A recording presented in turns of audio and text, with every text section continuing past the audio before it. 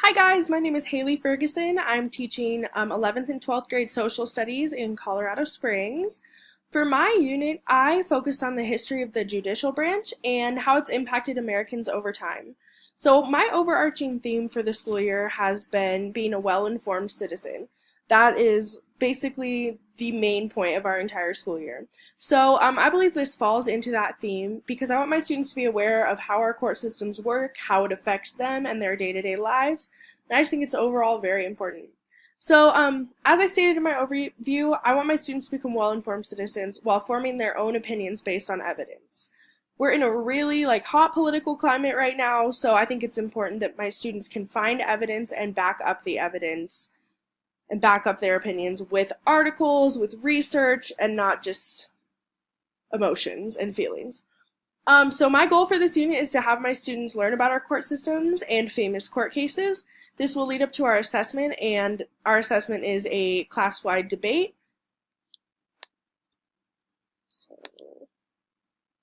So the objectives I've included, these are my main ones. There will be some smaller ones on various days, but I didn't think that I needed to post every single day's objectives.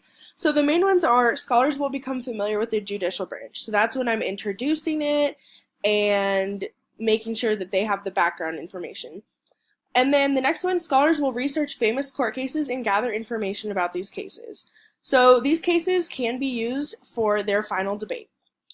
Scholars will formulate an evidence-based argument focusing on the question, does today's judicial branch and court system support the idea of life, liberty, property, and the pursuit of happiness?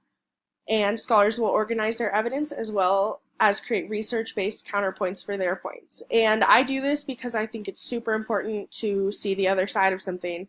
I actually did this exact unit with gun laws in my government class, and it went really well, and it opened a lot of kids' eyes to different sides, and that's what I'm here for, right? So the standard I chose was 3A, students plan and employ effective research strategies to locate information and other resources for intellectual or creative pursuits. And I think that hit the nail on the head right there. My students are required to find legitimate sources.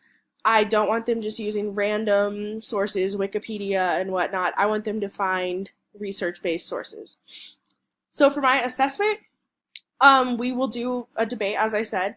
And on debate day, I will observe and listen to their points. I'm not going to interject. I want them to kind of keep the conversation going. So they'll be graded on the debate itself, the work leading up to the debate, how many times they participate, and their research. So for my analysis of abilities, my kids are more than capable of doing this, and they're actually interested in stuff like this. So I am out of school with about 90% of students who are either African American, Mexican, and they are very interested in how these things affect them, and I love that they want to know about these things. So that's awesome. And the materials, students will have their notebooks and a writing utensil. Teachers need to provide the activities, the court cases, computers, all of that. And so the main assessment is the debate, but I wanted to do a gallery walk with all of the different court cases. And I just like doing that because it's a quick snapshot. They're not sitting down reading a book. They're actually up out of their seats taking notes. And for some of the cases, I would let them kind of be the judge and jury on if the case was just or not and what they think should have happened using evidence from the case. So I'm all about using evidence. We do a lot of DBQs, and it's awesome. So the instructional design model I chose was backward design, and I kind of chose this because I knew what my assessment would be. I knew that we were working towards that debate, so I thought it was important to plan out each day and kind of roadmap it to get to that debate ultimately. And the critiques that I got, one of my colleagues said that I could do this as a partnership, which I actually like the idea of. They're doing multiple forms of research. They can combine what they're working on and talk about it as they go. So that's definitely something I would consider. One thing I did do that was mentioned by one of my colleagues is I assigned parts. So I did that with my gun debate. There were some classes that I let them choose which side they were on, and then some classes I said, if you have this piece of paper, you're doing pro-gun.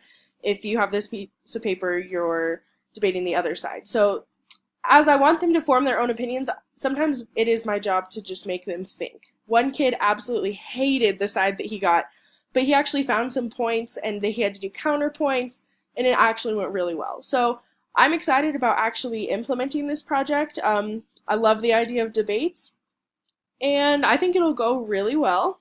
Let's see, what else?